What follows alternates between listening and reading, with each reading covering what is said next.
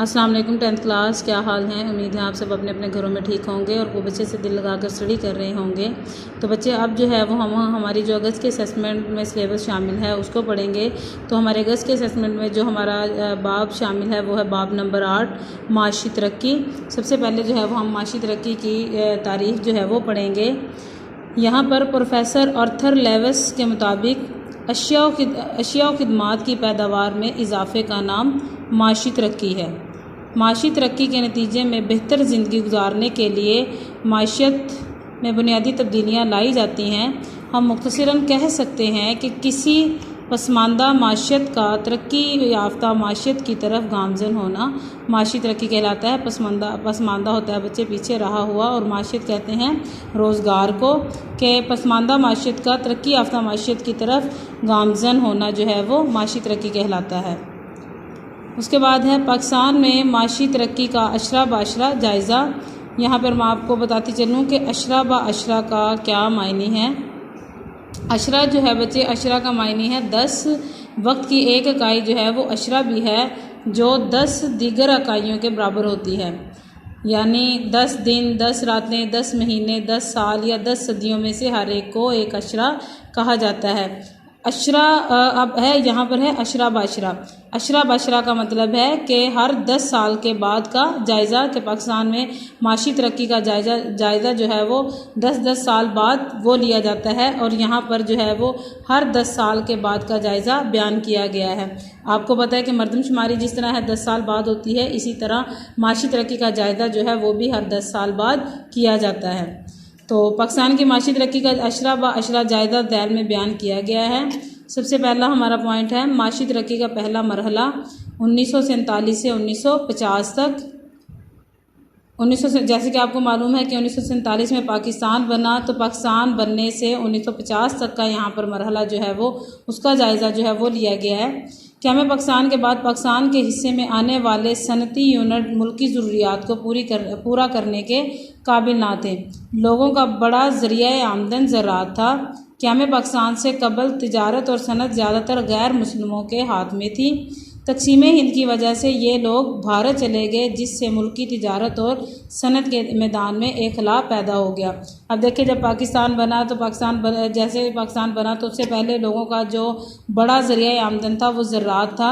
लेकिन क्या में पाकिस्तान के बनने से पहले तिजारत और सनत जो है वो ज़्यादातर किन के हाथों में थी? गैर मुस्लिमों के। जब तकसीम हिंद हुआ तो उसकी वजह से लोग जो है वो भारत चले गए, जिससे मुल्की तिजारत और सनत के मैदान में जो है वो काफ़ी नुकसान हुआ।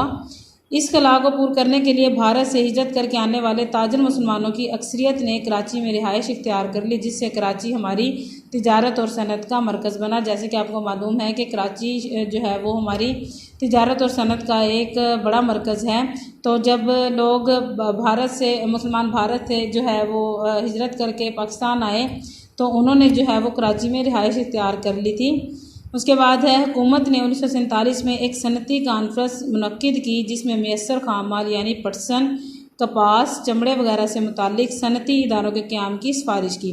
कि हुकूमत ने 1947 में एक सनती कॉन्फ्रेंस जो है वो बुलाई, जिसमें कौन कौन सा खाम माल, पटसन, कपास, चमड़े वगैरह से मुतालिक सनती इदारों के क़याम की सिफारिश की।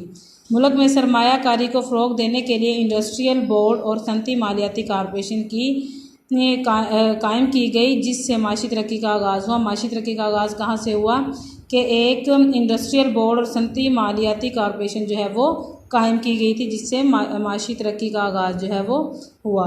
सेकंड हमारा पॉइंट है माशी तरक्की का दूसरा मरहला 1950 से 1960। देखिए, पहला मरहला था हमारा 1947 से 1950 से 1947 में पाकिस्तान बना था, उसके बाद 1950 तक का।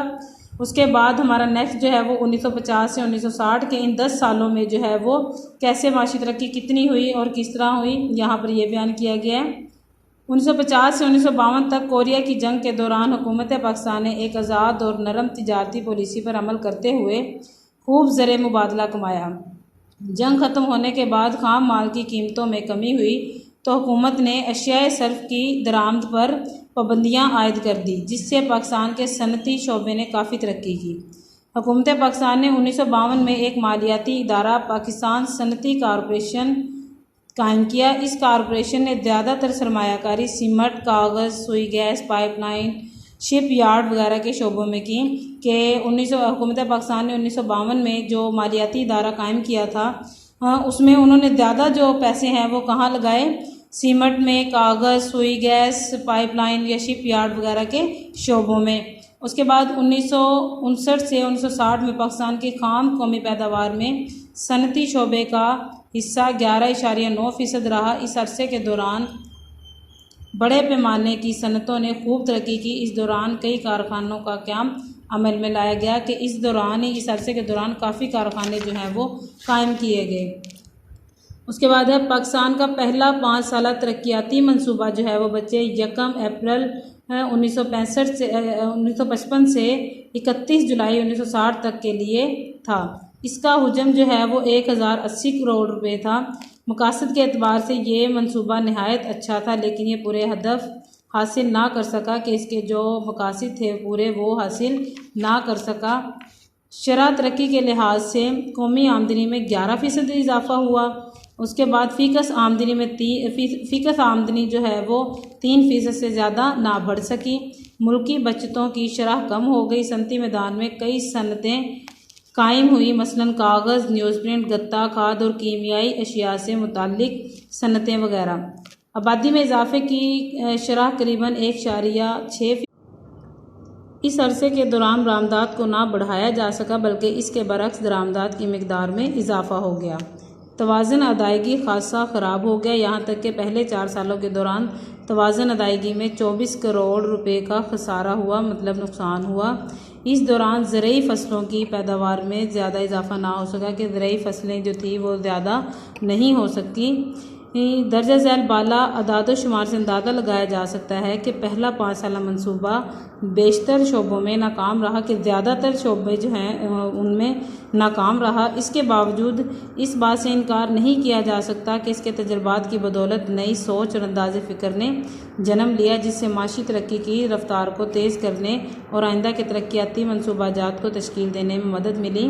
बच्चे इन 5 सालों में जो है वो ज़्यादा तरक्की तो नहीं हुई, लेकिन इस बात का अंदाज़ा जो है वो हो गया कि आगे जो हमने माशी तरक्की के अगला मरहला जो था, अगला जो तरक्याती मनसूबा बनाना था, उसमें जो है वो क्या हमारी सोच होनी चाहिए। जो कमी कोताहियाँ हमारे पहले 5 साल तरक्याती मनसूबे में रह गई थी, तो वो नेक्स्ट जो है वो उसमें नहीं होंगी। तो बच्चे आज जो है वो हमने हमारे 2 मराहिल जो है वो पढ़े हैं। आपने इनको अच्छे से याद करना है। याद करके आपने नोटबुक पे राइट करके ग्रुप में शेयर करना है। नेक्स्ट लेक्चर में मिलेंगे, तब तक के लिए इजाज़त दीजिए। अल्लाह हाफिज़।